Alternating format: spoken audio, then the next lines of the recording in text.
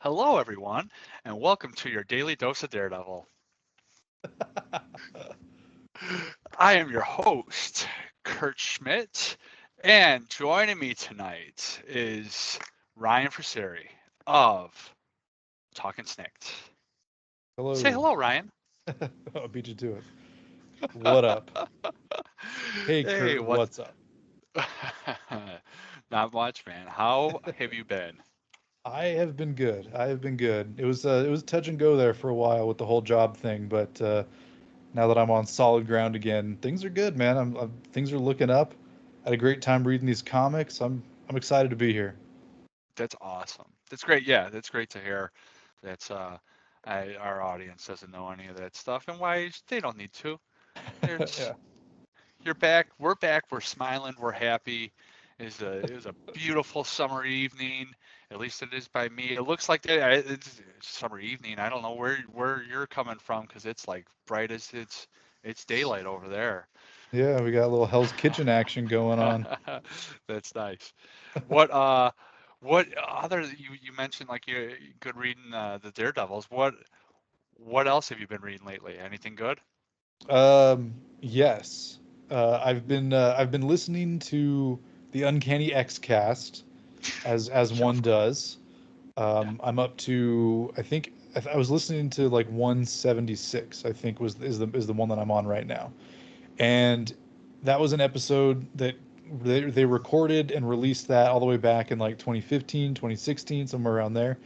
And the two hosts were talking about Daredevil season one and Jessica Jones season one, as they had recently been uh, recently premiered on Netflix, and they were talking about Alias, and so that kind of got me to want to go back and read Alias. I haven't read it in a long time, and I think last time I tried to read it, I had to read it on one of those sites that are more questionable when it comes to their morals, and I only made it Like a few issues in, nice. and now I've noticed that the entire run is on Comixology Unlimited. So I borrowed the two trades, the Ultimate collections, and I'm reading it, legitimately. And I've read the first 15 issues of the first volume of the Ultimate collection, and yeah, I've been reading that, really enjoying that. That was like early 2000s Bendis, so when he was still good, um, still really good actually. Like I mean that was when Bendis was It's like the king. it's the height of Bendis. Ultimate Spider-Man was This still good. yeah. Daredevil was good. Alias was good. He hadn't really got into the whole Avengers thing, which was really his downfall. Um, yeah, still like peak Bendis, really good stuff. So yeah, I've been enjoying that. And another thing is, anytime someone badmouths the original Peter David and Larry Stroman run of X Factor, I take that very personal. And I was listening to some of their retro reviews. They're in like the issue 70s, and they're just like trash talking how bad it is. And so I was offended to my very core. I was going to go back and reread the initial Peter David run. And I was like, you know what? Like, I want to do something a little different. And so I've read that entire first volume of X Factor. And other than the Louise Simonson and then the Peter David stuff, none of it is really worth reading, especially not by the time you get to the Howard Mackie stuff. Yeah. But they ended volume one with issue 249, didn't even get to 250, canceled at 249.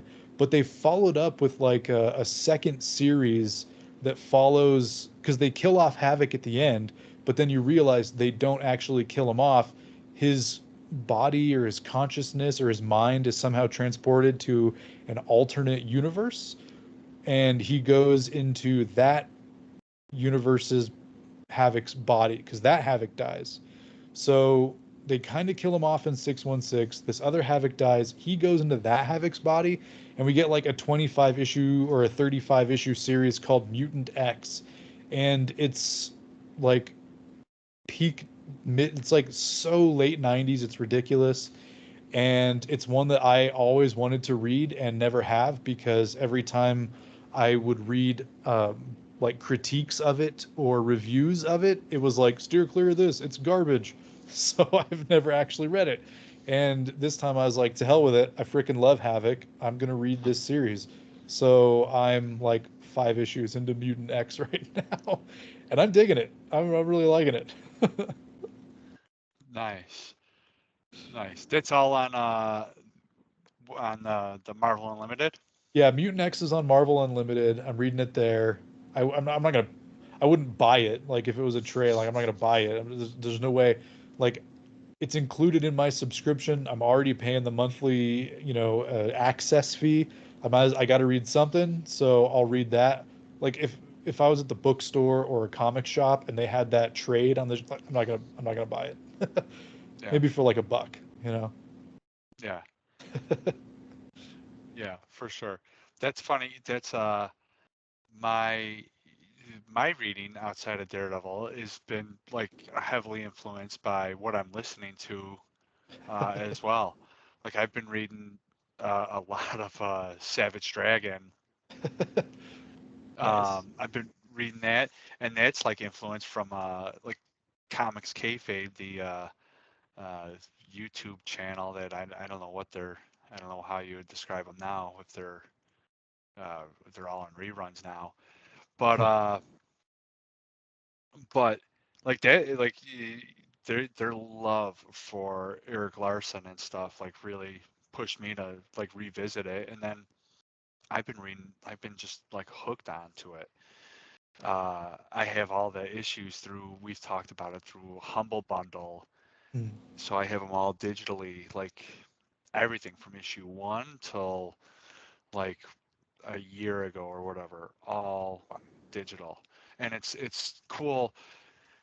It's the entire issue. And some of these, it's so strange. Like I don't like they scan the scans that they got for them. Like literally somebody took the comic book because you could see the staples and they like just put it on like a scanner.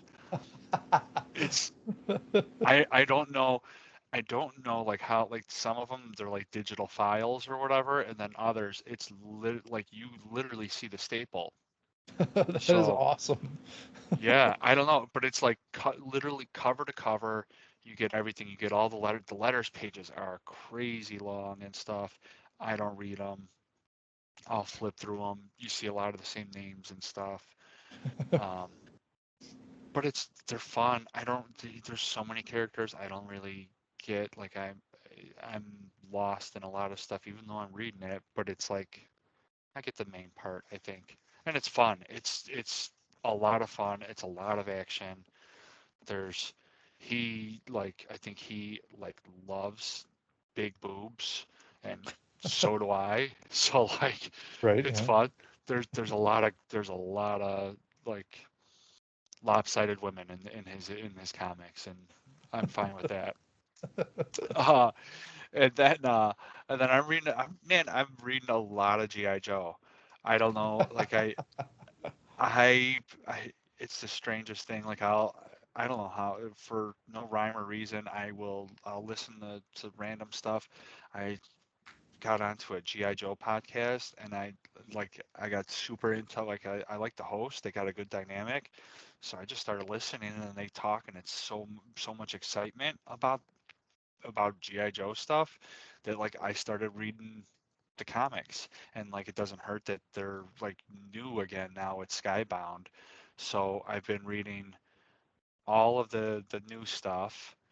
Um, I'm like up to date with the Skybound GI Joe and like the mini series. Those are pretty entertaining. And then I've been reading some of the older things, some random stuff from like I'll pick and choose. But I've been really enjoying that. And I'm looking forward. There's a huge well, we might have talked about it before. I don't remember. But there was a huge record breaking GI Joe Kickstarter. That was the biggest comic book Kickstarter ever. And I think it broke like the top 100 Kickstarters of all time or something. Wow. Something like That's awesome. it was wild how successful it was. Um, but I back that, and I can't wait for that stuff to come through. I'm most excited because like you're getting like hardcover compendiums, but like included with that like you get the digital, and I've been reading so much digitally, like on my iPad. I've been taking the train to work, so I'm really looking forward to getting those digital copies. I Nice. feel like I like maybe I would just end up selling the hardbacks, keeping all the reward, like all the bonus rewards, because they were like trading cards. Mm. Oh, I'm that's like a cool. child. Like they gave out like it was trading cards and like stickers. Like I want the trading cards and stickers. I'll sell the hardbacks and keep like I'll have the digital copies. That's You awesome. know? Yeah. But we'll see. We'll see. But yeah, that's I don't know, man. I'm probably just, you know what? I'm probably, now that I say it, I guess maybe I'm going through a midlife crisis. I'm gonna be 42. I I'm reading Savage Dragon from the 90s. I'm reading G.I. Joe from like when I was a like uh, preteen. I drive a I drive a 95 Tahoe and I just bought a 99 Jeep. So like, man, I am totally going through like a midlife crisis, aren't I? Yeah. Are you you've been cranking the Bone Thugs or something? What are you like? What are you Oh my listening to? God. Oh, well, what am I? Eminem on like repeat, man. He like that album. I swear to, I don't know if anybody alive has listened to that album more than I have. I I swear to God, I probably listened to that album 100 times through, Wow. like cover to cover. I love it. It's great. Yeah, that's like all I'm listening. If I'm not listening to the GI Joe podcast or Talking Snicked, I'm listening to Eminem's new album. Nice. quite quite the spectrum you get from me. Yeah, I don't know if there's a whole lot of crossover between G.I. Joe fans and Eminem stans. Yeah, probably not. Maybe he's a comic fan. Yeah, yeah, maybe. He's a big comic guy. There any Um, notable Joes from Detroit? I don't know. I don't know. It's uh I don't know. Probably. I'm gonna refrain from saying something racist. Oh, so you're gonna be like, well, maybe Roadblock or Night or Hey! Stalker. I was gonna say Roadblock. I bit my tongue. But Roadblock, I believe, is like from the South. I believe he's Cajun, or not Cajun, but like, I think he's got to be from Kansas City or something, because I think he likes barbecue. When he's not Oh, shooting up people with his minigun, I think he's the one behind the barbecue. I think, right? yeah, could be KC, it could be Memphis. I don't I don't know. Memphis barbecue, man. It's got to be Kansas City barbecue. Are you What? Memphis kind of guy? No. I'm honestly I'm more of a Texas. You can Ah, get that fuck mesquite in there, or the South Carolina. You kind of get that sweetness, and Oh, you can throw in some yeah, slaw. Yeah, I mean yeah. all barbecue is good. Yeah, except for when it's from Texas. All barbecue is good unless it's like Omaha barbecue. It's like, what is this? A barbecue freaking corn on the cob? What the hell are we doing? Oh man, what was that commercial? There it was Casey Masterpiece, right? And then they look on the back of the bottle, and it's wait, did it say Omaha on the back of the bottle? It said something like that, right? Do you know what I'm talking? You remember that? Uh, Oh it's no, like York. it's like It the was New York beans. City, I think, Yeah, he gets wasn't his it? chili from New York City. New Yeah, York City. it was like the Yeah. old El Paso salsa or whatever. Oh, Some guy yeah, gets his salsa from New York City. yeah. Yeah. That's funny. No, man, Texas sucks. There's nothing good in Texas. Everybody knows like where I'm from. I'm from up here in Chicago, man. We just got all like the hot thing with the news last year was all the migrants that we were getting and stuff, and it was like all controversial. And I said, how fucking horrible does it have to be in Texas that these migrants just get on a bus and they're like, I don't care where you're bringing me to, just as long as it's from this shithole. We gotta live here. We gotta get out of here. I'll go live. They were sleeping on the streets in the middle of winter in Chicago because Texas is so terrible. What Oh does that man. say about Texas? It's fucking horrible. The only people that like it are blowhards with money, like Joe Rogan and fucking Doctor Evil. Oh, oh man. Yeah, fuck Texas. We have like 5 people that watch the channel, and none of them are from Texas, so I feel fine saying that. First of all, we have 3 people that watch the channel. 2 of them are Hey, come us. on. And we know uh, Brett's not from Texas either. yeah, yeah, yeah, yeah. Well, now that I've alienated like I don't know, like 1/49th of our potential viewership. Right. I'm guessing like we're like not worldwide, we're just stateside. Yeah, I'm sure it's that. That's the way the YouTube algorithms work in my head. Hmm. Hmm. Clearly. All right. So we've already, well, I guess like I took some notes about what we could do. We've already talked about what we're listening to, right? You're listening to the Uncanny X cast. Oh, I didn't plug the I'm listening to Talking Joe. That's the GI Joe podcast. It's easy to remember because it's not too far off from my favorite Wolverine podcast, Talking Snicked. Uh, Yeah, yeah, it's funny how that worked out. Watching? What are you watching? You watching anything lately? yeah, actually, I just finished rewatching season 1 of Arrow. I've been watching The Flash with my son. We're about halfway through season 1 of Flash. But then I didn't want to keep I don't want to go ahead. So I was like, well, what else can I watch? And I was like, I haven't watched Arrow since like it was first on. Like I watched season 1, I started watching Arrow when it was on like season 3. And so I binged season 1 and 2 and then started watching along with season 3, which also happened to be when Flash was on TV. So I was like watching both together as I was getting into the Arrowverse.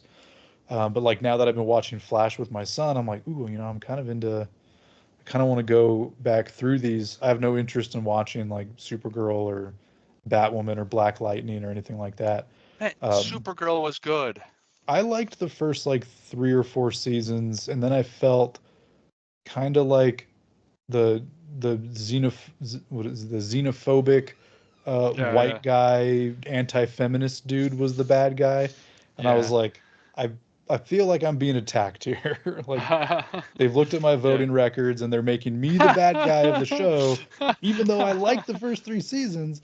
I don't know. I was Yeah, like, this is a little too political, and they're kind of yeah, it's not my jam. Like I don't really like going after either side politically. But if you're gonna go after like a political side, like go after both. Like let's even things up here, because like yeah, both sides are terrible. Like there's come on.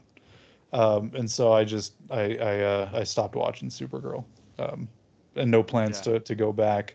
Wasn't really a big Win fan either. Like I kind of annoyed me, yeah, but I do like Martian Manhunter, so maybe. And Miss Martian was cool, and the sister was really cool, and her girlfriend was hot. But like, I don't know.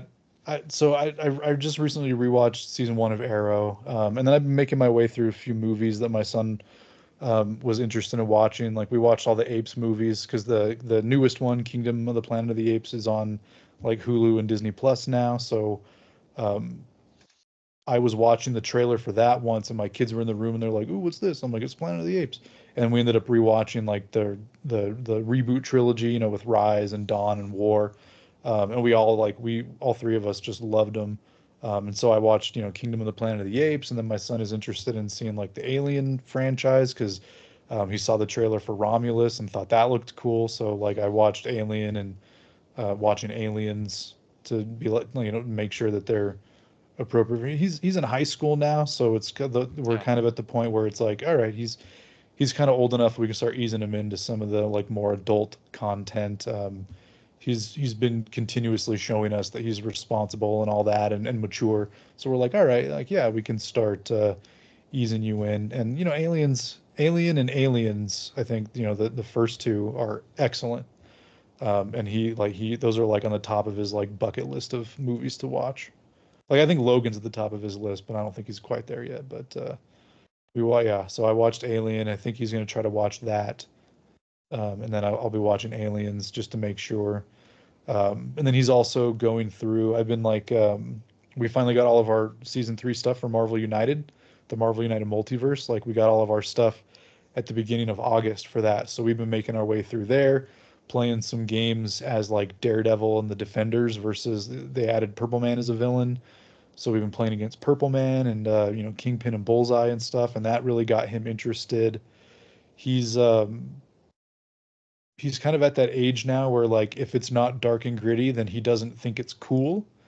Yeah. And so he knows that I'm a big fan of, dark and gritty stuff myself. And so I recommended some Frank Miller stuff to him.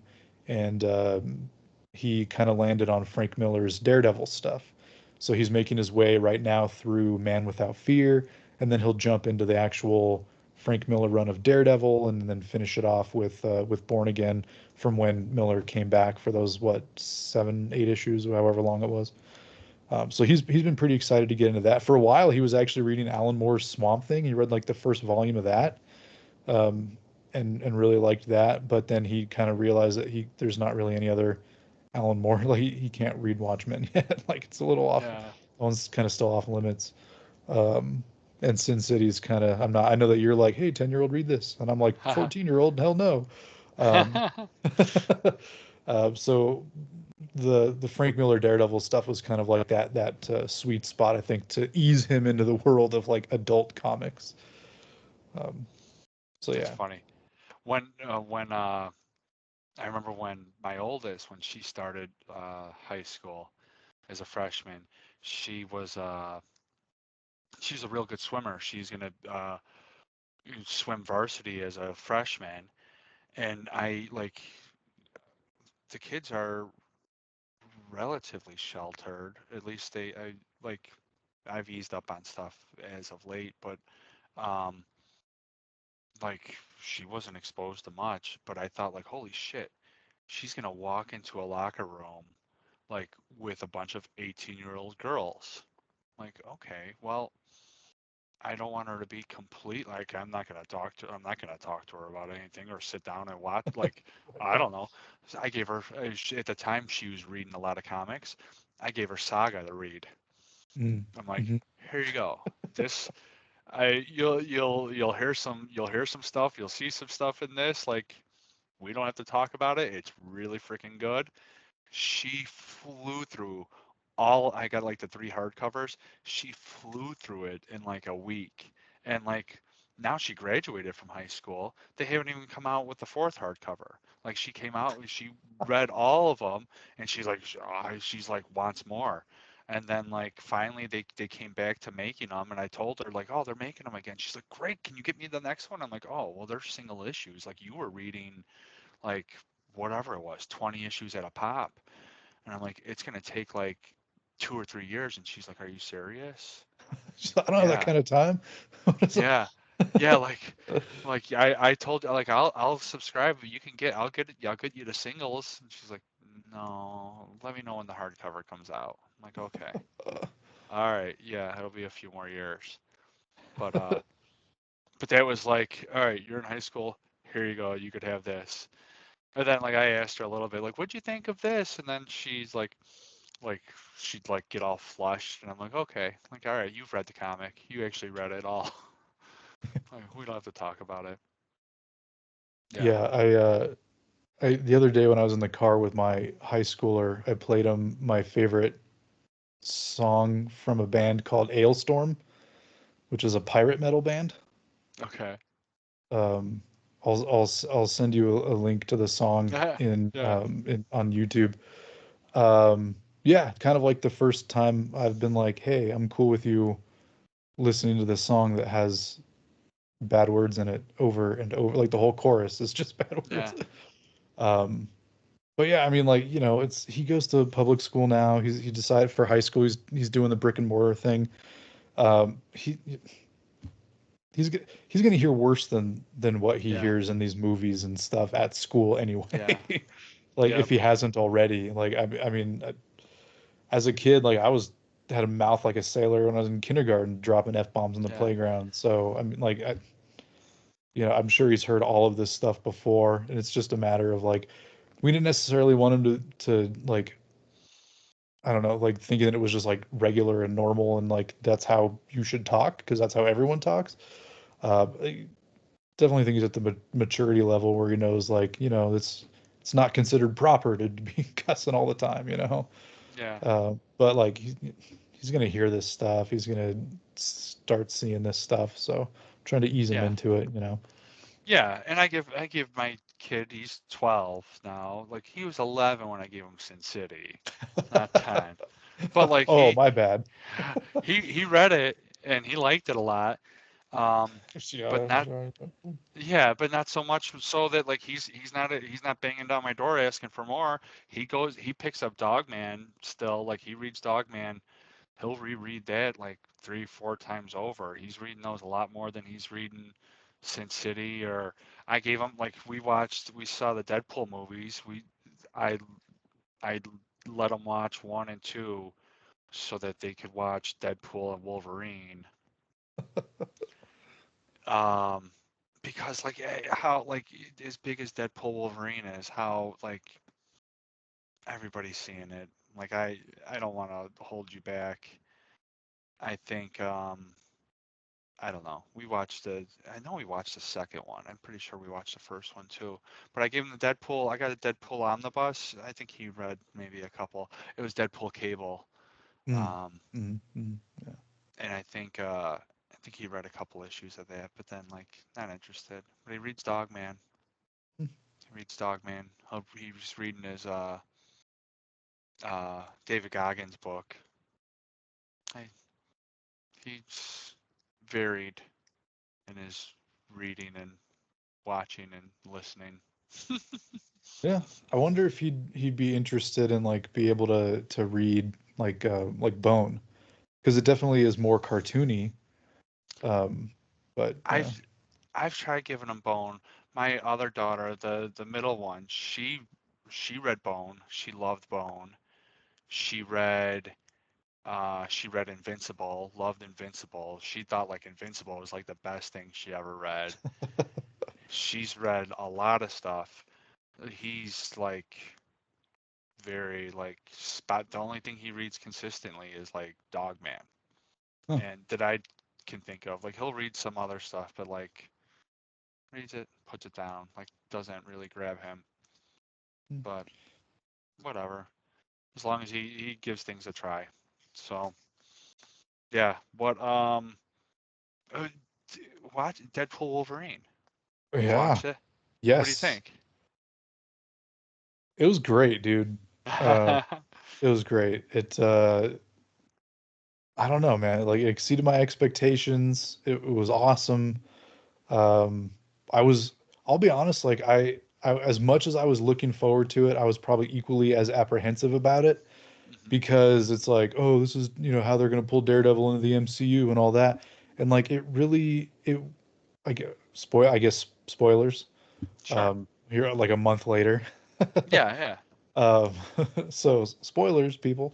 Um, yeah, but like it wasn't really about that. Like it almost did feel like the way that Blade and Elektra were saying, like it was an ending, and it was like a legacy for the Fox universe and the Sony, or was it?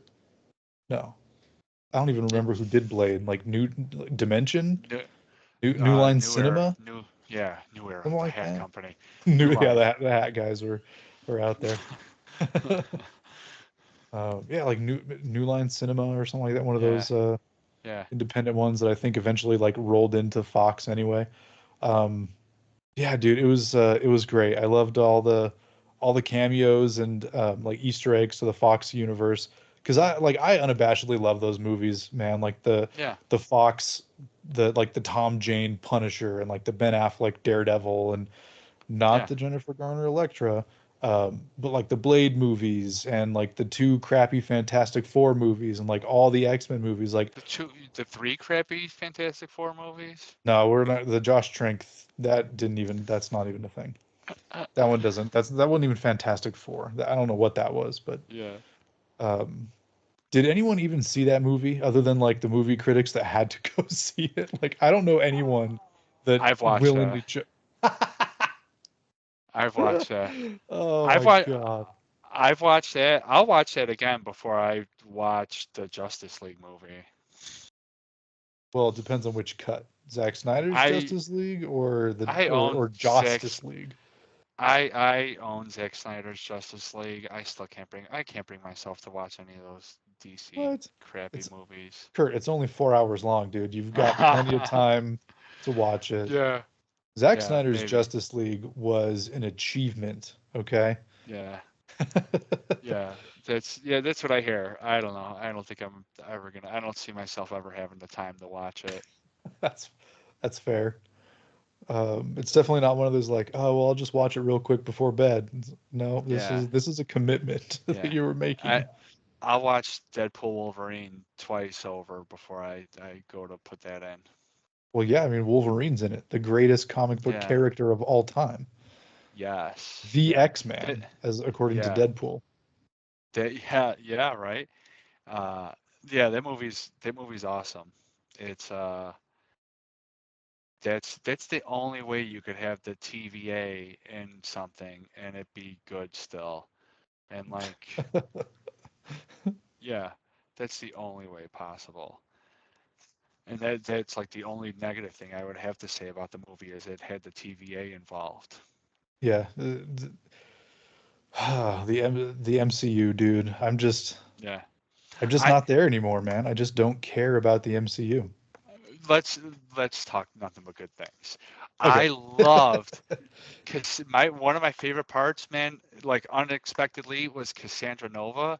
I loved her in the movie, and I especially loved it. Had me squirming in my seat. It was the most uncomfortable thing I've seen in a long time, Yes. where she puts her hand in the guy's head and she drags him across the ground. Like I'm like, oh, like just thinking about it, like it's, oh man, that was like horrendous. That it was so cool to see, but like, oh man, that was rough.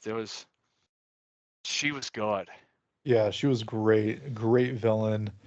Yeah, And I love that they didn't shy away about her origin or anything like that, like yeah, they could have yeah, tried to come up with like something cooler that's like better for audiences, but like nah, they didn't shy away from like they were in the womb together, like one of them tried to yeah, kill the other one, like the craziest thing from the Morrison run, and they're like, yeah, that's how it happened. yeah, Yeah, she was great. I don't know who that actress is and never seen her in anything before. But yeah, she was yeah, a lot of fun. Um, I kind of get tired of like the soliloquy villains, the Stan Lee villains that are like, I'm going to tell you everything, the James yeah, Bondian villains. But she was good, dude. Like when she came on and was talking, like I don't know, yeah. she just had It like a gravity. There was like a charisma. it was a yeah, and it was good because it was like a complete departure from like the Marvel like cookie cutter like hero villain thing. Mhm. It was different. I think I hope they learned something from making this movie, like what people liked, and like they take away the good things and not like, oh, they like a million cameos and like multiverse stuff, Right. because Yeah. that's, you know, but I did like that stuff. This Cassandra Nova might be my second most favorite thing about the movie. The first, like the top thing about the movie for me was Channing Tatum. Yes. I love that. Yes. Yeah, Oh my gosh. Sad Gambit when they're yeah, like when they're talking about all the like we want an ending and like we want to save all those people. He's like, well, I would have wanted to and all that. And they're like, we're from this and we're from that. He's like, I don't know. I think I was born here. yeah. It's like that was awesome. He looked cool, man, and it was just like it reminded me of like the animated series where he like he's making beignets or whatever in the animated series and he looks like a fruitcake, but then like all of a sudden like he takes out a sentinel and it's like holy shit, he's a badass. And like in this movie, you see like he looks like a fruitcake, and then he's like, oh, like he's a bad. He starts lighting people up and shit. It's like holy shit, he's freaking awesome. Like it would have Yeah. been an awesome movie. He would have done great. Yeah, and his accent was awesome. But I like that they gave him like some mumble lines or whatever when they're like just kind Yeah. of ramble on in like French-ish. And the line where he's like, "Who's your dialect coach? The Minions?" Like that was the best line. Like the Yeah. best joke in the whole movie. Yeah, he was awesome. I wanted that movie so bad. I like Channing Tatum personally. Like I love I Channing think he's Tatum. great. Yeah. My friend Jamie, who I've had on the podcast before Yeah. a few times, his favorite X-Man is Gambit, and his like least favorite actor of all time is a two-way tie between Ben Affleck and Channing Tatum. He hates both of those guys with like a fiery passion, I and love that. I he love he both of did those not. guys. I know, me too. But he did not. He's like, I will sell my soul to the devil to make sure that this movie never sees the light of day. Like, um, and he hasn't seen Deadpool and Wolverine yet. He's going this weekend. So Yeah. Wow. I don't know if he's had that one spoiled because I didn't want to ask Holy him like, hey, cow. did you hear Yeah. about this? Yeah. I was like, there's a cameo in here that I think you're either gonna really love or really hate. And he's like, oh, is it the Cavill one? And I was like, no, I don't want to tell you in case you've managed to avoid that Yeah. spoiler. You probably haven't, but in the offhand chance that Uh-huh. you have, I don't want to spoil it Yeah. because I want his honest like text after he sees it where he's like, I was so wrong. Uh-huh. Yeah. Yeah.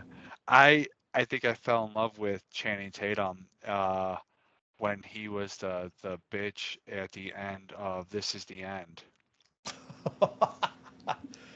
Nice. That that's where I fell in love with him because it was like, holy shit, this guy's awesome. If he's willing to do that, like this guy he's great. He's the coolest actor ever. Like right? Like I mean, who Tom Cruise isn't doing that. Right. Ben Yeah. Ben No. Affleck's not doing that. Nope. Yeah, No. definitely not. Yeah. That's good. Yeah. Um, I like to I almost don't want to admit why I like Channing Tatum. Uh, Because he played such a masculine Duke in G.I. Joe. This can be the G.I. no, Joe themed episode. this before well maybe about the same time.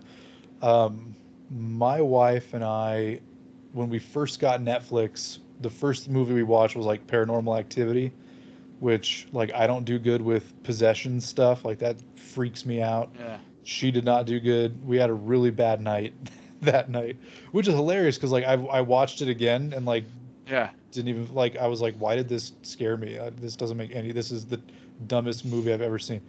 But the first time we watched it, we were both like freaked out. Terrible night. Didn't sleep. Just scared, like big babies that we were. The next night, we're like, let's watch something nice. And so we watched a movie 21 Jump Street. called. No, this was way before that. We watched a movie called Dear John, Oh, okay. where he's like a military, like a former Yeah. military guy who's like taking care of his dad, sort of, and he has like a really strained relationship with his dad. And then he meets like Amanda Seyfried, and I think that's who it was. I don't remember. And like they fall in love and stuff, but like it doesn't work out because he is like unwilling to share with her that he's like taking care of his dad who's like I don't know slowly falling into like dementia or Alzheimer's or something. And it was like just this really sweet father son movie. And like I'm a big sucker for father son stuff. I got a great relationship with my dad, so like whenever I see stuff where like sons and dads don't get along but they're still like sacrificing for each other, I don't know, dude, I'm just like a sucker for that. I was all choked up, almost crying, and my wife's like, Huh. this is the dumbest shit I've ever seen in my life. And so I've been a That's funny. Channing Tatum fan ever since, man. Nice. Nice. You can't go wrong with him, man. He's awesome. I He's great. I think I've loved he's like secretly like one of my like favorite actors. I watch so much stuff with him. It's I don't remember I think White House Down or whatever. Like it's horrible, but like he's awesome. He's great. The Yeah, G.I. he's Joe like the movies, like the absolutely White Rock. terrible. Yeah, yeah. It's like every movie you make is bad, but you are so good. Yeah, yeah. He's great. Yeah, 21 Jump Street, 22 Jump Street. Awesome. Magic Mike, Magic Mike. Magic Mike Yes. 2, whatever that was called. Magic Mike I XL, I think oh is yeah. the most recent one. Is it XXL? I don't know. Oh, XL? probably. I I don't don't know. know. Who knows? I don't know. I forget. That's Harley Quinn's in the first one, isn't she? Maybe Maybe. not her. Maybe it's I, some other Olivia hot Munn's in girl. one. I think she's topless, so that's Is good. she? I'll Pretty have to sure watch that's that what movie one. that was. I don't know. Psylocke? Yeah, I thought I, don't- it's been. I haven't Huh? actually seen any of the Magic Mike movies. I've just seen a scene where a Yeah. famous actress was topless. I'm pretty sure that was that from that movie, but I don't. Maybe it Huh. was a different movie. All right. I'll have to look. I'll have to look into that. Um. All right. Well, we could end with that could cap off what we've been watching. Olivia Munn topless. You have to go back now. Yeah. Didn't she have a mastectomy? Did she? I thought that I read that because she had breast cancer. I don't know. Um, so I thought That's that I'd terrible. read that yeah, it's awful, but she That's survived. terrible. So Well, survivor, like that's good. that's good. Um, Yeah. yeah, just a terror. Yeah, it sucks, man. Yeah. Um, but yeah, so if you want to see them, you're gonna have to go back. You have to go back. Yeah. You could see the real McCoy. She's probably if she. What? All right. We're not going there. She I'm just had not a going there. baby too. Like, didn't she just have a baby Did with she? Mulaney? I don't. I don't know. I I don't don't even know keep what you're up with my saying. celebrity news. The guy that was the voice of Spider Ham, and he's in Oh, Big Mouth. Andrew Glauberstein. I you Not Rod. are John Delaney, the stand-up you comedian. you might as well be speaking the Channing Tatum Gambit He's shit to from me right now. Chicago. Come I on, Kurt. He's from I have Chicago. no idea. I have no idea what you were saying. All right, so you're not a celebrity gossip guy, huh? No, not really. That's Not fair. really. Yeah, yeah. That's yeah. I am not good with I'm not good with gossip. I'm not good with celebrities. It's funny. I had. This is gonna be the strangest thing. Um, but I had a Facebook memory that I can't pull up, but it was regarding my wife, and it was from 8 years ago. It was I love my wife. Only she would know that I meant to say Phil Collins when I said Peter Gabriel. Hmm. I thought that'd be a little fitting right now. There's also something recently where I had something where I was looking for uh like I searched for Mr. Skin. It was another Facebook memory where I was searching like Mr. Skin, or maybe I was searching just Google for nude Emily Blunt, but then I was really looking for nude Emily something else. Emma Watson, where I mixed up Emma Oh. Watson and Emily Blunt. Yeah, and I still don't know who's who. One of them, I think, is Mary Jane, or not Mary. I think one of them is or Gwen Stacy, and the other one's Emma from. Stone is Gwen Stacy. Yeah, who did I just Emma say? Watson is Hermione. Okay. Yeah, I don't know And who. and I don't Emily know. Blunt is John Krasinski's wife from like Quiet Place and other stuff. Okay, I know who John Krasinski is. Um, and then the other ones, I don't know. I don't know who I was. I don't remember who was naked, who had naked pictures of them released, but I mixed them all up. I still mix them all up. I know who Hermione is now, and that's because that's what I've been watching a lot of is the Harry Potter movies. I'm trying to get through those because we're going on vacation. But Hermione was also in This Is the This is End, the end, yeah. and and are really that movie is the funniest movie I've ever seen. I love that movie. My wife hates it, but Yeah, I think it's the funniest thing I've ever seen. Anybody who hasn't seen it, go out of your way to watch This Is the End. It's hysterical. All right. On that, we got to get back on focus here. We've been talking too long about nonsense. You didn't come here for this. You didn't come here to figure out whether it was Emma Stone or Emily Watson that was nude. You came here to listen to us ramble on about Stan Lee's Daredevil. What a segue. Yeah, I will say, if you know who was nude, leave it in the comments, please. I will like that. There you go. There you go. Please help us out. So tonight we will be going through issues.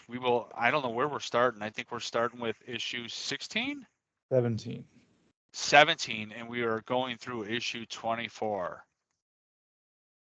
Yeah, and it's a shame that we stopped on 16 because 17, like 16 and 17 was like a two-part story, Yeah, and we stopped on 16, and that was like 2 years ago.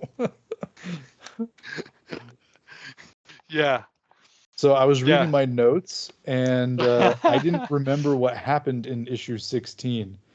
Um, but yeah, and yeah, I just realized now that like I wrote my notes for each issue.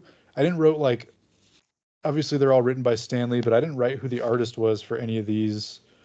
Is it still? It's John Romita, right? 17, 18, and 19 is still John 17, Romita Senior. Jazzy Johnny Ramita. Sick. Yeah, Yeah, because I know that 20 is a new artist, and I'm really excited to get to issue 20. Okay, cool. So 17, 18, 19 still jazzy John Romita. yeah. So the issue starts with Spider-Man leaving and Foggy convincing Karen that he is in fact the real Daredevil. And then meanwhile these notes are terrible. Meanwhile, we go to the real Daredevil who's been following the masked marauder, and he learns that the engine that they had stolen is useless without fuel.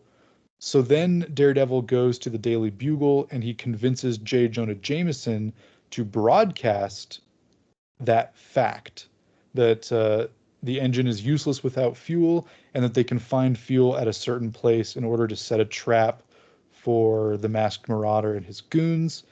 Spidey also hears the news and he heads there because he's like, if the fuel's there, that's where the masked marauder will be. So he goes there to head him off. He runs into Daredevil. They have a little throwdown, the two of them, their little tickle fight.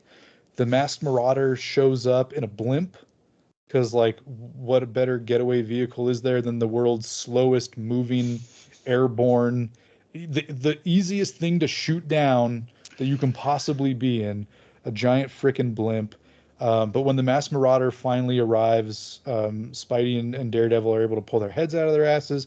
They team up, they beat all the goons, but the marauder escapes, and as he's escaping somehow he overhears Foggy talking to Karen about the fact that he's actually Daredevil. So Foggy is just a big dumb idiot, but like, whatever it takes, I guess, to get into Karen's pants. Especially when your main the main rival for your affections is a frail old blind guy. Obviously you need a leg up there if you're a so what the lesson here is, it's better to be blind than a chubster if you want to get the hot blonde girl, unless Yeah. you can convince her that you're a superhero somehow. It's like, this is a chubby suit that I'm wearing, baby. I'm really muscular underneath this thing. Maybe if he wasn't so mopey. Yeah, really. Oh my God, the love triangle in this is so bad. It's like, come on, Stan. Yeah. All right, that takes us into issue 18. At this point, Foggy, in order to perpetuate his little lie that he's telling to try to weasel himself into Karen's affections, he goes to a costume shop and buys a Daredevil costume from a dude named Melvin Potter, who is quite nefarious. We see Matt exercising. Foggy goes to pick up the costume from the dude who says that he can actually stage a fight against Daredevil, um, so that Daredevil will look cool, because this Melvin Potter, the costumer, actually thinks that Foggy is the real Daredevil, because everyone's just really stupid. And they're like, yeah, obviously this like portly dude is a freaking swashbuckling crime Well, fighter. it, Melvin Potter is like he's not drawn to look very intelligent. No, he's If you're he's just looking at definitely not. you're looking at the pictures, you can tell he's yeah special. Yeah, I like it in the Netflix series they have to like go out of their way because the guy they got to play Melvin Potter is like this cue ball, but he's like huge and big and muscular, and he talks and he sounds intimidating, so they have to have him like say, "I'm really stupid." Like he has Yeah, to actually say it out loud. yeah. So you're like, "Oh, okay, I get, all right, I get it. That's why he's not." But yeah, so he's a costume maker. He stages a fight. So Foggy and Karen, my notes are terrible. Oh yeah, okay. Matt follows Foggy and Karen, because Matt is like, "What's going on here? Foggy's acting weird. Where are they going?" So Matt follows Foggy, and Foggy and Karen are like walking on the docks late at night because like that's a romantic place to be on a date. And while they're walking, Melvin Potter shows up in a costume, and he says that he is the Gladiator, and he's gonna like defeat Daredevil to prove that he's like the strongest there is and all that. Um, Luckily, Matt was following, so he gets in costume as the real Daredevil. So real Daredevil shows up, beats the living crap out of Gladiator, and then disappears. And then as the police come and arrest Gladiator, Melvin Potter sees like Foggy unmasked in his Daredevil costume or something like that. And he's like, ah, blasted. I knew it. This guy beat me. Also, Karen collapses during the fight because she's so scared for Foggy. And so Matt arrives and takes her to the hospital. And like that's issue 18. I probably did a really bad job summing it up because my notes are terrible here. You did all right. Issue 19. This one we have Matt, this time dressed as Daredevil. He heads over to like Foggy's house to warn him that the gladiator, or to just to warn him, like, hey, if people think you're me, they're gonna come after you. So, so you don't want this because obviously the police and the news reporters that got there during the aftermath of the fight with Gladiator.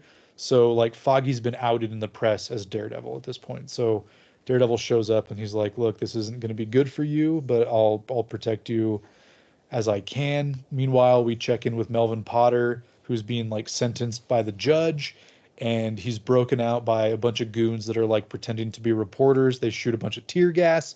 They take him away and they take him to the masked marauder.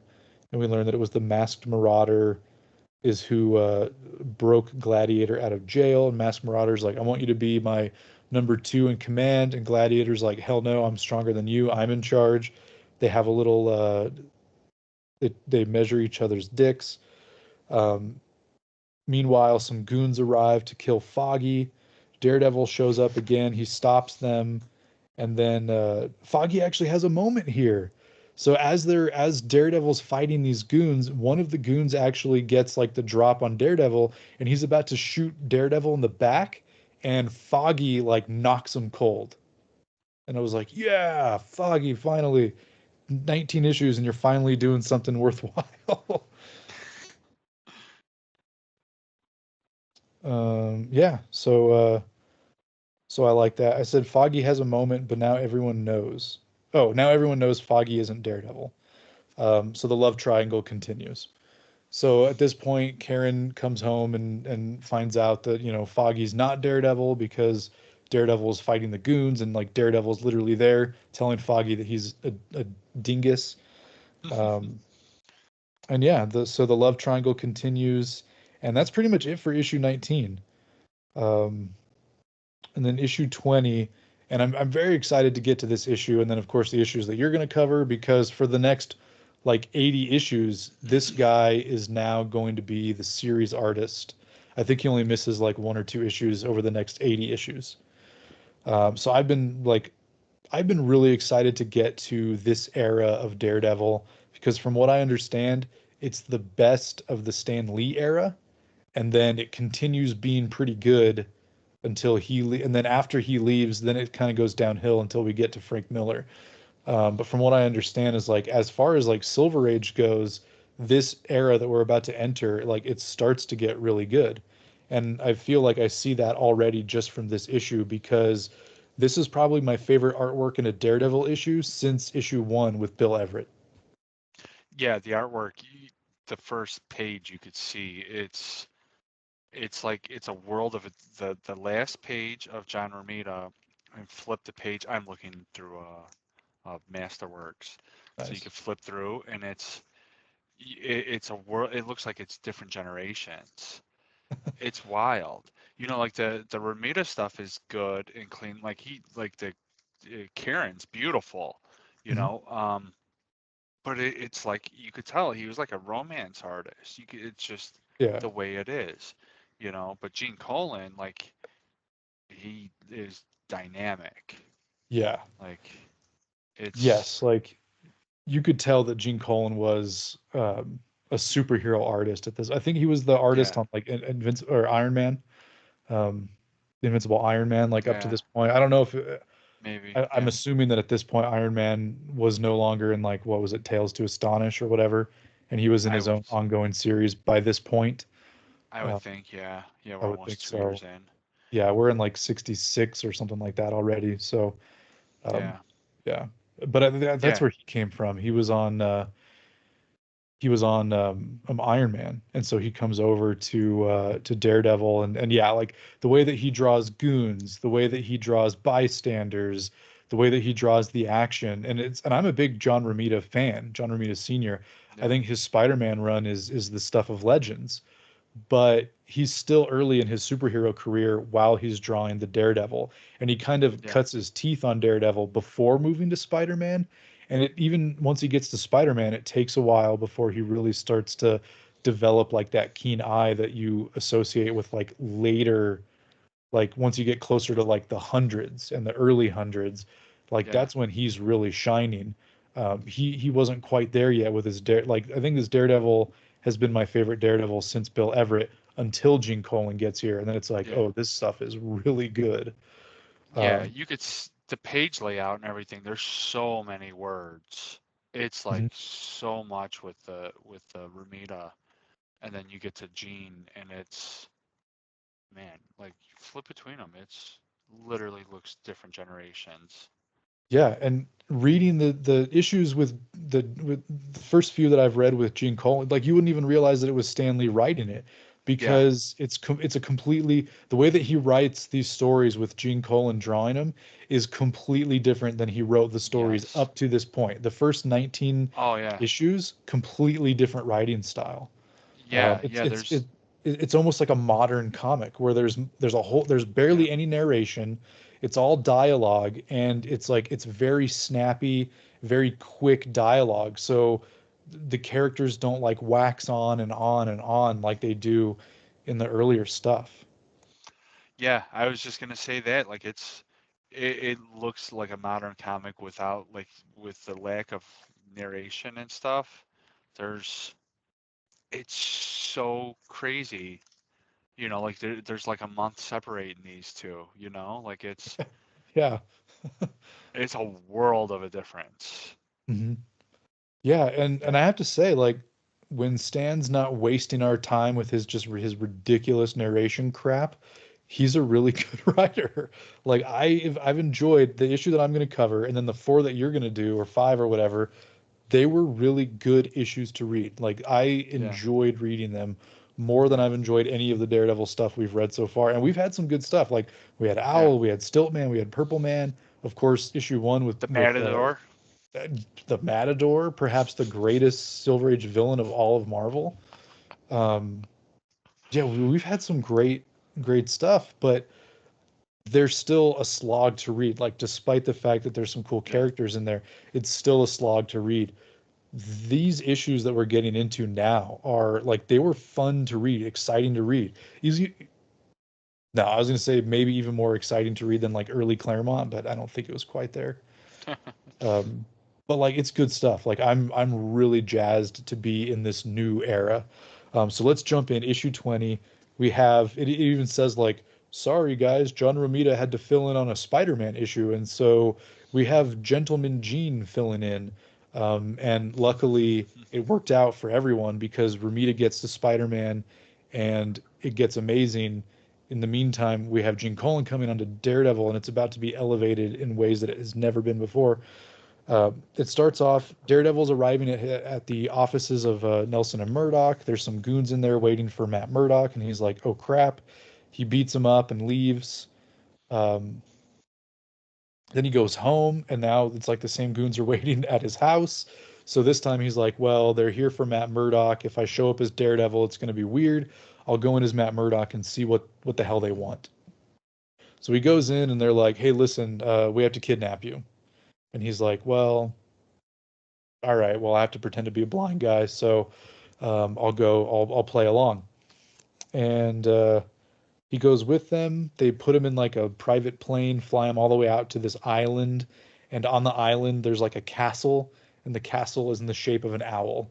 And it's like, yes, finally, like for the first time since what, issue 3, we're getting some owl stuff. I freaking love the owl, dude.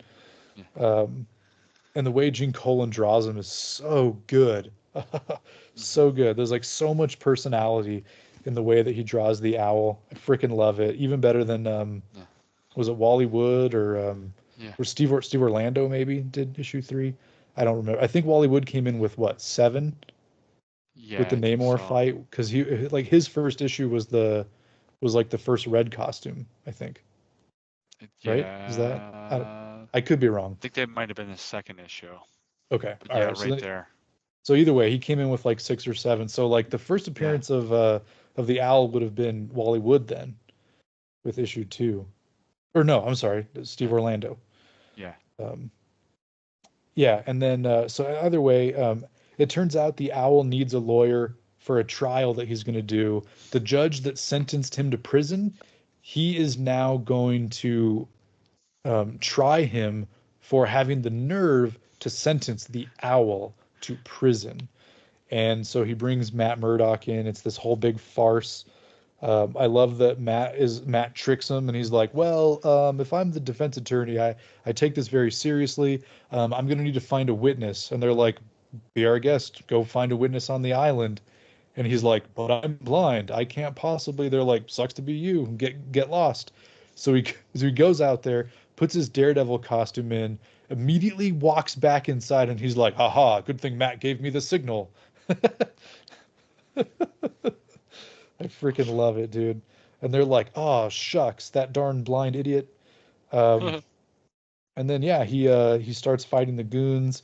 The owl like is like, "I'm not gonna fight you. I'm gonna run away instead." And so he starts running, and like Daredevil follows him, and it was a trap. It was bait.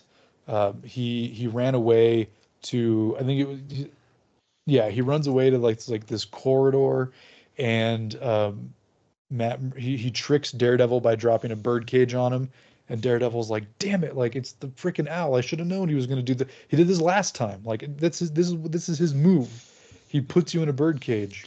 Um, and the issue ends. I think there was some stuff there with like Foggy and Karen where they're like, "Oh no, Matt was supposed to meet us for dinner. Wherever could he be?"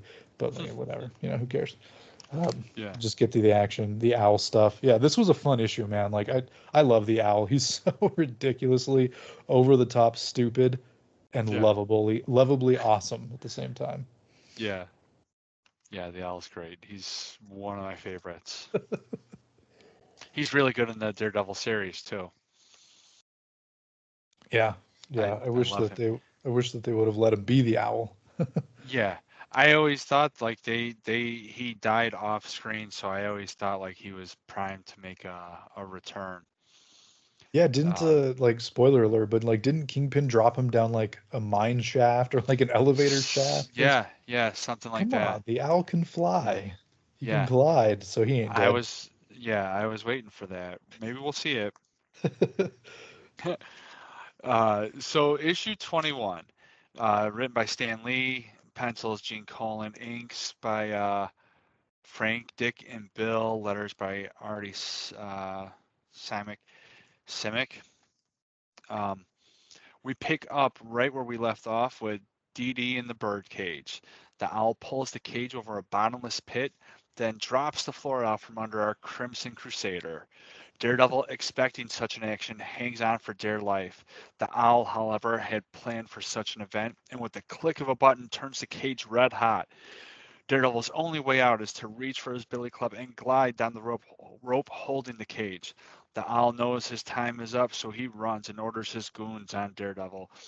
Old Hornhead chases the owl through his cave, evading bullets, henchmen, and now flying debris. The cave is now collapsing around them. The owl wasn't running away as much as he was running towards his greatest creation, his electric owl.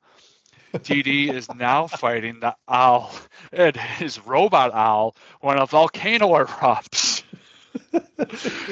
Oh my god. Now everyone is trying to leave the island. DD and the owl are fighting over who can ride the robot to safety. Daredevil wins, of course, and picks up Judge Landis on his way out. The judge asks about Murdoch and is reassured that he was put safely on a motor launch and headed for shore. This was one hell of an issue. uh, my my favorite quote is next time Daredevil quips, of course, like Daredevil doesn't like fat people, which maybe leads to why Foggy's so morose. But he tells the owl, next time tie a string around your pudgy little finger. Then he also says, that makes sense, Butterball. Oh man, I love it. Stan's the best. Um, Daredevil 22, written by Stan Lee, art by Gene Colan. We got Giacola and Ayers and inks and Sam Rose in lettering. We pick up with old Hornhead gliding the owl plane to safety in Long Island. But Matt and Judge Landis aren't safe yet. The owl remotely detonates his ship. Then we check in with Karen and Foggy and get a mention of the Rhino and Spidey with the footnote and an appearance of Mr. Farnham, possibly some foreshadowing. I don't know. Matt Matt scours the city looking for the owl and concludes he's nowhere and returns to the office. Then we cut to the Gladiator and the Masked Marauder, where they hatch a plan to take over the Magia since their leader, Count Nefaria, Oh, hello, X-Cast, was defeated in X-Men number 23. The plan involves a tri-android because it will take 3 humans to bring him to life. So the Masked Marauder uses his levitation ray to select the best 3 subjects. He settles on a down and out wrestler, the Mangler, a safecracker known as the Dancer, and someone known as the Brain. Once they get zapped into the Tridroid, the Mass Marauder, I have a difficult time saying Marauder, phones into the Magia to be on the lookout for Dee Dee's defeat. Back at Nelson and Murdoch, Foggy asks Karen to a boxing match at the Garden. She declines to spend time with Matt. Matt is listening to the fight when the Tridroid attacks. Matt convinces Karen to get the DD suit that Foggy commissioned a while back and drive him to the Garden. His plan is to bluff his way through as Daredevil, then lose Karen. Then when she sees that Daredevil, when she next sees Daredevil, she'll think it's the real one, not Matt. Matt mops the floor. This, so like, I'm grateful that we're doing what we're doing because like hearing you go through the last few issues, I forgot. Like there's so much of this that is like built. It's not single issues. Like they are building. There's like building blocks. Like all this stuff is like taken. The Mass Marauder and Gladiator. That was like 4 issues ago. Hmm. Like, like that's building upon stuff.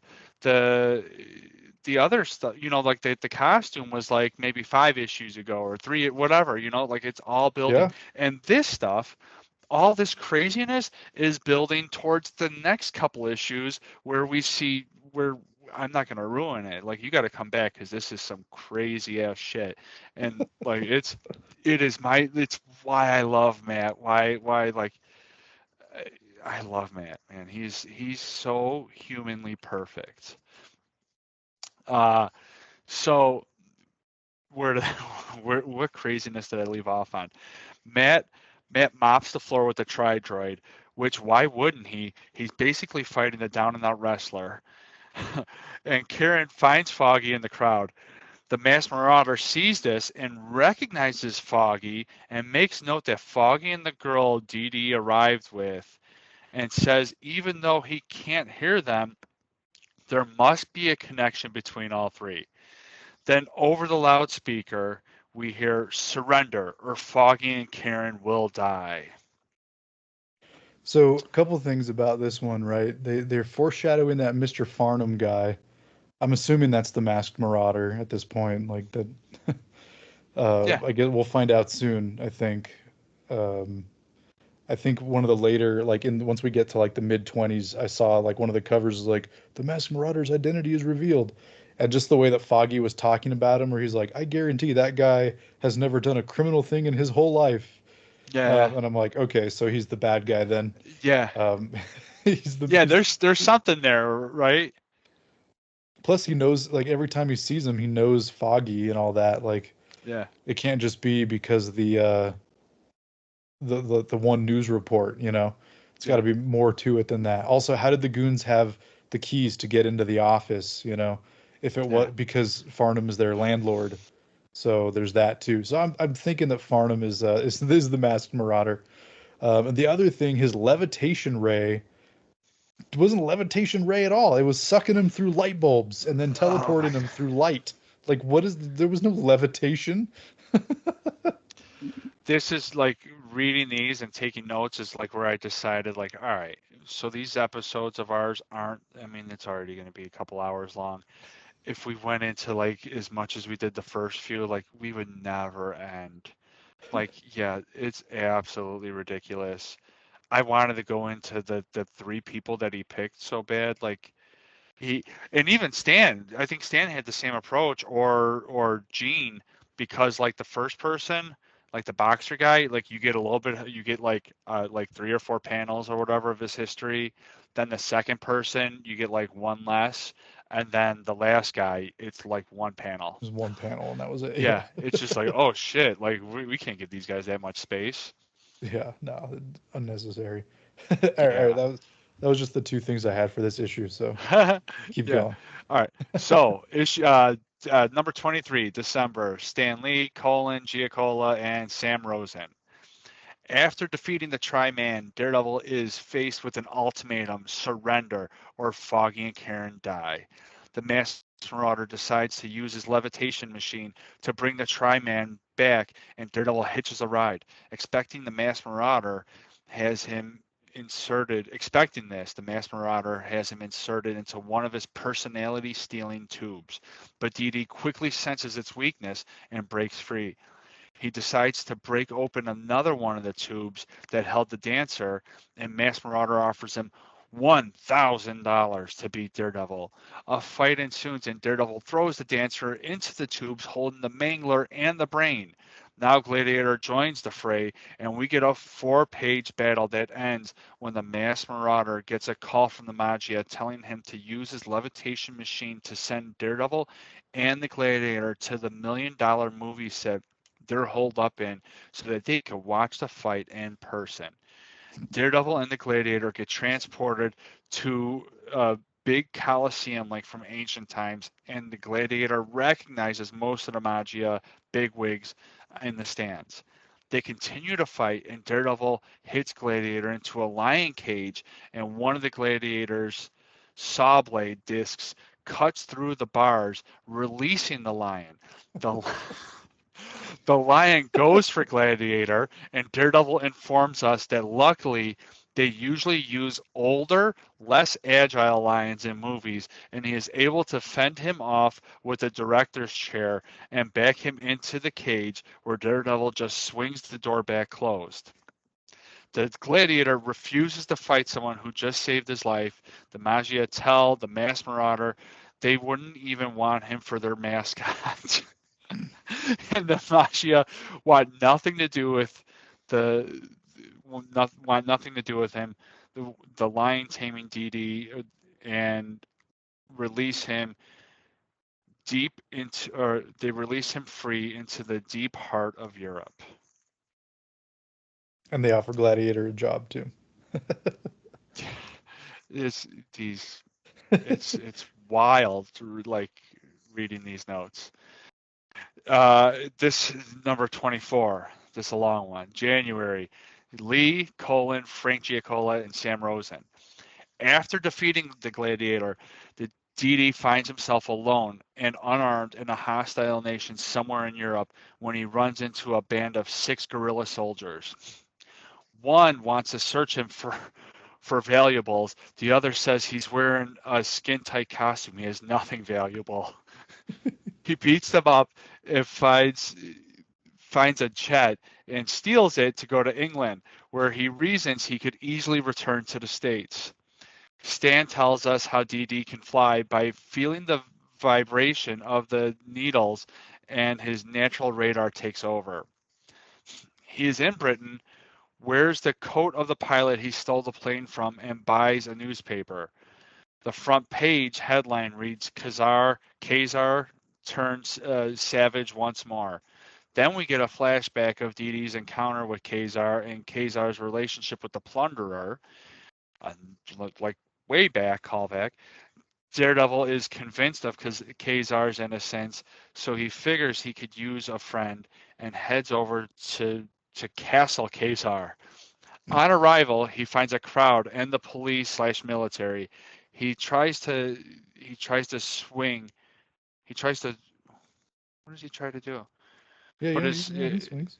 he tries to swing, but is found out and fired on. Khazar thinks DD snuck in to capture him, and we get the obligatory confusion fight. Daredevil senses a submarine in the water outside the castle and realizes it's the Midnight Stalker. So he gets Khazar to throw them both into the drink. They break into the sub and fight when the Midnight Stalker reveals himself to be the Plunderer, and this was all an elaborate ruse to frame his half-brother Khazar and reclaim Plunderer Castle and the treasure inside. He fires his nerve bolt ray gun, and Daredevil and Khazar team up to fight. Daredevil asks what his friends call him, K or Zar. Plunderer falls back into a lever that causes the sub to surface. Then we get the Scooby-Doo explanation to the police. Khazar is so grateful, he pays for Daredevil to return to New York City. The last panel is a check-in with Foggy and Karen. She's opened a letter to Matt from Spider-Man and reads that Spidey knows Matt is Daredevil, but the secret is safe. He won't reveal it. Next issue, the biggest surprise of all. Oh my God, the biggest surprise of all is like how anyone thinks up this stuff. It's crazy. Yeah. Yeah. I don't Oh, know if, so I've been reading these on Unlimited and they've actually been including the letter pages. okay. And I forget what issue it was, maybe 18 or 19. There's Matt is talking about Foggy and he says that he saw the headline on the newspaper. And so someone wrote a letter in and was like, he's supposed to be blind. How could he possibly read? That's ridiculous. What do you mean he saw it? And so Stan was like, he's like, he was just using, normal language and but he can read because he can, if he feels the paper, he can feel the Yeah. indentations from the print. And in an issue that we'll get to really soon, he actually, Daredevil on page mentions, like, he buys a newspaper and he's like, good thing I can read this paper, and it's like reading quotes, and he's like, good thing I can read this paper by feeling the indentation of the.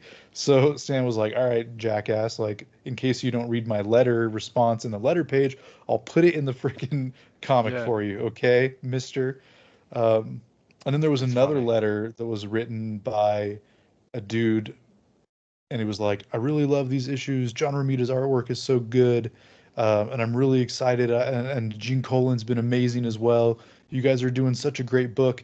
And the person that wrote the letter was someone named Barry Smith. And I wonder if that was like a child Barry Windsor Smith. Oh, I bet. So I don't know. I have no idea. It could just be I another bet. guy named Barry Smith. But yeah, I wonder. I wonder. I'm gonna I'm gonna write that down. Look up to see if Barry Smith was a letter hack. Yeah, I feel like it was maybe issue one of the ones that you covered, like maybe issue 22 Yeah. or something. It was like an issue or two after Gene Colan came in. So, um, yeah, I saw the name was like Barry Smith, and I was like, oh my God, is that Barry Windsor Smith? That's cool. One of I've my been reading them. favorite artists of all time. Yeah, I've been reading the masterworks on the train, and they don't have any. There's not any letters pages. Oh, So really? yeah, I haven't been reading my issues. I should flip through them though, at least. Yeah, so that brings us up, man. Like these are some action-packed, like action-packed issues. They, despite how much stuff goes on, they're much quicker and easier to read than Yes. any of the previous ones. Like Gene tells a lot in these pages, man, um, which is great. Next up, I think we're gonna anybody that wants to read along. I'm thinking we like let's push right through. Maybe we could try to up it to 10 issues, 25 through 33 plus king size special number one. Ooh, that sounds good. Yeah, Um, I'm really looking forward to these next few issues. Just going through and looking at the covers and stuff. Um, we're going to be getting some really good villain introductions. Like, I don't want to spoil anything, but like in the very next issue, 25, is like a fan favorite villain is going to be making his first appearance. nice. And then we get a few more coming in. And I think we have like a few more are returning as well. Like one of your favorites is coming back. Haven't seen him since like the one issue that he was in, or the two issues. Um, so Yeah, we'll be getting some good villain stuff coming in too. yeah, yeah. We're gonna get some. I'm gonna have to. We'll probably do like maybe a special episode because I have this book that's just um, what do you call not term papers? What do you call when people like write their doctorate or whatever? Like they write a Like book. dissertation. Dissertation. I have like a book of like dissertations or something about like Daredevil, like studies. And there's one that talks about like it brings into question, I want to say it's issue 29. Um, maybe it's 29. I don't know. It's coming up. It's right around the corner. All this Matt Murdock uh, three-way romance stuff like comes to a head, and we get some stuff. Um, And they even there's kind of like even an Easter egg to it in the series when he meets the night nurse. We get a call to that. I'll just say Mike Murdock. Um, but there's this awesome thing like it's left quite the imprint with me. So we'll probably have a special episode in the near future where we could talk about that. I'll have to find a way to get you that article or whatever it is, the essay. Yeah, that'd be cool. I'd love to read that. Yeah. Yeah. So, yeah, I guess that's it. Dude, I am relatively prepared today. It's I don't know how to. I don't. I say that, and then I don't know how to end this. Um, Thank you for listening to another episode of the Cast Without Fear, a Daredevil Comics podcast featuring Kurt Schmidt, Ryan Fraseri of Talking Snicked. You can reach us at castwithoutfear@gmail.com. Very nice. All right. Anything? Yes, I found the letter from Barry Smith. Nice. It was in issue 23. The note with the guy complaining about the newspaper was in issue 22. So this one says, "Dear Stan, this is the Barry Smith one. Dear Stan, after finishing Daredevil number 20, all I can say is, it's about time. Finally, you decided to bring back one of DD's old foes. Fans have been asking for a comeback of many of his foes as soon as the mags hit the newsstands. How about the Purple Man? The plastic sheet will smother him if someone doesn't take pity on him and remove it soon. Then there's the Matador. His poor little tummy must be feeling better by now. Mr. Fear has probably already stopped crying over losing his favorite water pistol. Somebody has undoubtedly stepped on the stilt man by now. And isn't it about time for another election? I'm voting for the Reform Party. I'm just getting warmed up. You and I have both heard of Medicare, but hasn't Kazar spent enough time in that hospital bed in England? In closing, I'd like to put in a special request for the return of the new ox. Barry Smith, and then his address, which is in Canada. So I don't know. That'd probably be easy to find out. Google Barry Windsor Smith, and if he's not Canadian, then it's probably not him. I was just going to ask if it's got his address. Yeah. Yes, I Ontario, think he Canada. I think he is Canadian. If he's from Ontario, then but good memory, man. Like this guy, 20 issues in, and he's like already like making references to every third Daredevil issue. Yeah, yeah. Well, he knew how to like get his letter printed, right? Barry Windsor Smith is British. British. Yes, from London, UK. Oh, yeah. Then he's American by way of Canada. Could be. That's probably how he entered into our country, the back door of Canada. Yeah. Dang. Huh. Oh, that's too bad. Maybe that's inaccurate. Maybe he wants to sound more fancy. So he altered his Wikipedia page. Yeah. Yeah, it says London, UK, but maybe he's originally from London, Ontario. Because this does say Ontario, so. Yeah, nice. Well, either way, we could hope.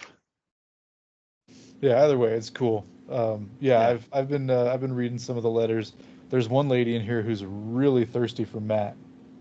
Oh, Yeah, she's like, Kara needs to get her head out of her ass because if she's not, I'm gonna steal Matt myself. He's looking real oh, fine lately. nice, Yeah, nice. yeah, and I was like, typical Matt, dude. Even in the real world, he's getting the ladies. Anything else? We've mentioned Talking Snake. You got anything on the schedule for that?